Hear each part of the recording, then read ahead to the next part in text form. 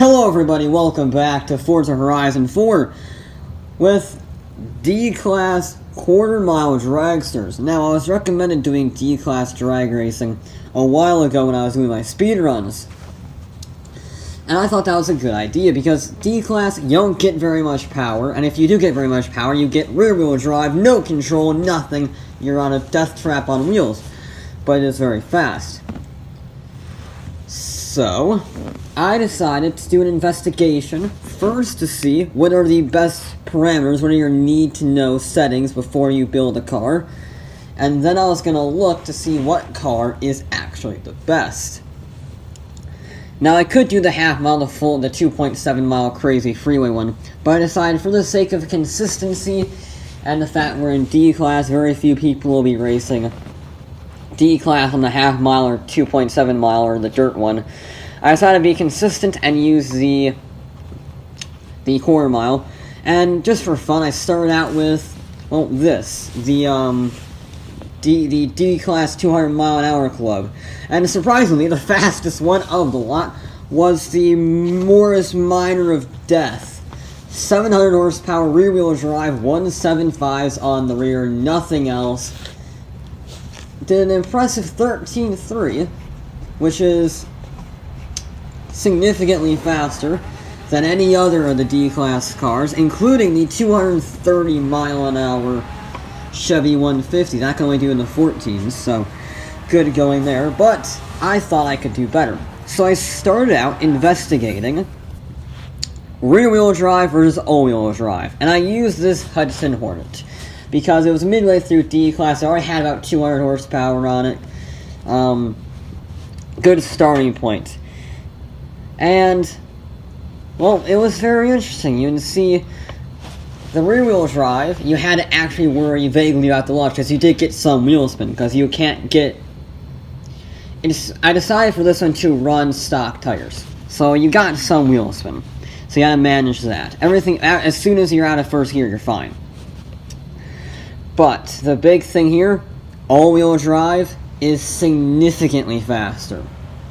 I'm talking 0.7 of a second faster. That is a significant margin on a quarter mile with D-Class cars. That is quite significant.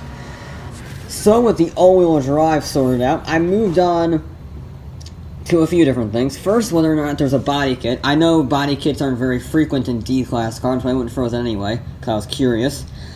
And I went for drag tires versus no drag tires.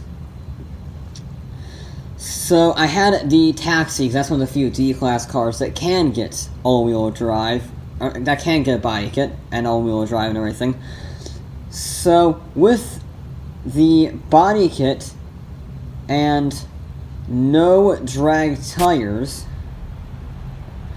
it was alarmingly quick. I mean, the drag tires significantly reduced how much power you could get. With the drag tires, got about 159 horsepower. Without the drag tires, 228. You get over 60 horsepower more, and that's a lot. And since you have all-wheel drive, you are just so much. You have enough grip to deal with you have small amounts of power here, relative speaking. So you have the grip for that power with the all-wheel drive, so the tires don't matter. And that meant I was able to create my formula for, at least what I think, is to make a good drag car. First step, it has to be all-wheel drive. Second step, there can be no drag tires. It just takes too much power away from your build. Too much PI is used up. And finally, this just goes with general drag racing rules. It has to be lightweight. Since you don't have very much power, you have to equal that with very lightweight. So, I started building some cars. And I started out with a sports car, the Austin Sprite, one of the lowest PI sports cars in the entire game. In fact, one of the lowest cars in the game in terms of PI. And it was very good. The Morris of Death did a 13.3. The Austin Sprite, 12.8. 12.8. It was very good. Now, I thought I could do better than this, and I went with the Myers Max because it is rear-engined, very lightweight, and I thought I could get a decent amount of power for it because it has 275s on the rear, some of the biggest tires in D-Class. Sadly, there was a catch. I could only put 120 horsepower in it, which meant, despite the fact that it is big tires, very light, it could only manage a 13.6, so almost a second slower than the Austin. That's a lot. That is an awful lot, which is a shame because I love the Manx. I love the Manx a lot, but it's not very fast in the quarter mile. I'm sorry, it's not though. And I tried various vehicles, including this Opel Kadett, because that came out, well, as recording this, today. And, you know, I wanted to try out the new car. And it also did very good. In fact, it was even faster than the Austin, which I did not expect. All-wheel drive, about a little under 200 horsepower, about 170 this car had. 12.6 quarter mile, that's very impressive. That is just 0.2 of a second slower than our Mustang, actually. Yeah, that's impressive. So I thought, how could I beat that? So then I got drastic.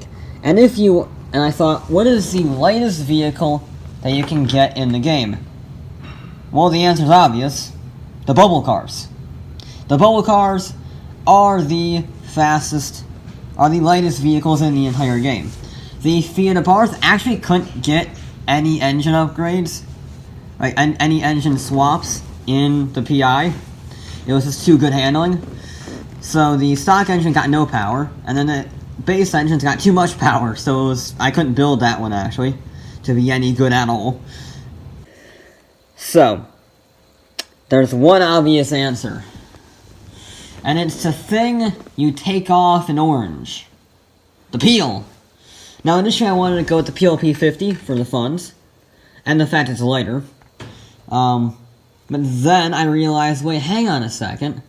That thing tops out at 101 miles an hour. So I went with the Peel Trident. The Peel Trident can get 290 horsepower. And it weighs just 490 pounds. Yeah, with an all-wheel drive system. 3-wheel drive, like, maybe tricycle tires on it, maybe Lego tires. I think Lego tires would be wider, actually. But it was 3-wheel drive, 300 horsepower, and weighed about as much as a feather. And, despite spinning its wheels all the way down the straight, it did an 11.2. It's so dumb. It's so dumb. It's so stupid. The Peel Trident did an 11.2 second quarter mile. That's almost as fast as a Lamborghini. It's idiotic, honestly. In D-Class, by the way, in D-Class, it did a 11.2 second quarter mile. So, there is your top tip. If you want the ultimate drag racer, no questions asked, in D-Class, quarter mile, the only possible answer is a Peel Trident. Yes, the 3-wheeler bubble car is the fastest D-Class quarter mile racer. However, having said that, it is not the best D-Class drag racer, because these cars were struggling to break the 12.8, the 13-second barrier. They were struggling to break the 13-second barrier. Only 3 cars actually managed to do it. And I tried several vehicles. I mean, I tried a lot of vehicles, including this new Ilp. I don't know how to pronounce it. I tried a lot of them, like 15 cars. Very few of them, if any, got past the 13-second barrier. Meaning, the Mortis of Death has to win this one, because it can do a 13.3 in the quarter, and then, once you get into the half mile and the 2.7, its sheer power and brute speed, is able to overcome any D-Class car in the game by a considerable margin. For the record, that 13.7 from the all-wheel drive Hornet, it could do a 21.5 mile. The Morris, 18. Yeah, it decimates everything. That Morris. It may be slower in the quarter, but as an overall dragster in D-Class, the Morris of Death with 700 horsepower, rear-wheel drive, penalty tires, has to win this. Not the result I was expecting, but it is the result we've ended up with. So, that is gonna be it for this episode of Forza Horizon 4. I hope this was useful for you who commented this. I'll be back with more.